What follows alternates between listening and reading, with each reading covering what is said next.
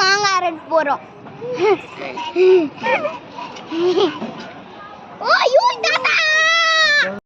மாங்காய் ஊறுகாய் எப்படி பண்ணலான்னு பார்க்கலாம். அதுக்கு நான் 3 மாங்காய் எடுத்திருக்கேன். 3 மாங்காவையும் வந்து தோல் சீவி வந்து எடுத்துக்கணும்.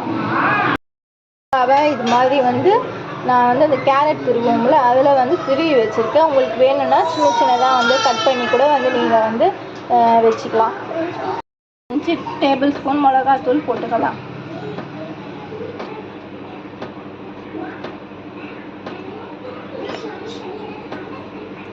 1 ஸ்பூன் மஞ்சள் தூள், 1 ஸ்பூன் உப்பு, கடுகு, 1/2 ஸ்பூன் வெங்காயம் வந்து ஆட் பண்ணிக்கலாம். வந்து ஒரு 5 நிமிஷம் வந்து வறுத்துக்கோங்க. கொஞ்சம் லைட்டாக வந்து பொன்னிறமாக ஆனோடனே வந்து ஆஃப் பண்ணிடலாம். இதை வந்து ஒரு மிக்ஸி ஜாரில் போட்டு பவுட்ரு மாதிரி ஆகிக்கலாம்.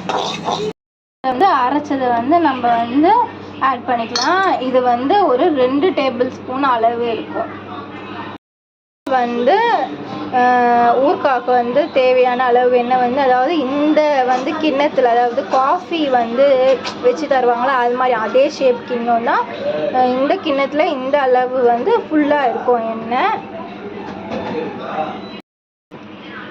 இப்போ வந்து இதை வந்து நல்லா வந்து மிக்ஸ் பண்ணிக்கலாம். டேபிள் ஸ்பூன் அளவு வந்து கடுகு ஆட் பண்ணிக்கலாம். எண்ணெய் நல்லா காஞ்சோடனே வந்து கடுகு போடுங்க. பொரிஞ்சிருச்சு. இப்போ வந்து எண்ணெயில் வந்து நீங்கள் வந்து கலரி வச்சுருக்க ஊறுகாவை வந்து ஆட் பண்ணிக்கலாம்.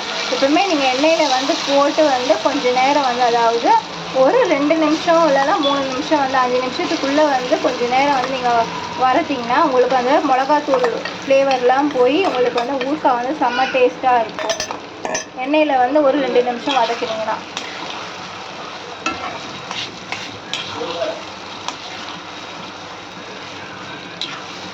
ஒரு 5 நிமிஷம் வந்து எண்ணெயில் வந்து நல்லா வந்து வதங்கட்டும் அப்படின்னு சொல்லி நீங்கள் ஃபுல் ஃப்ளேம்லேயே வந்து வைக்கலாம்.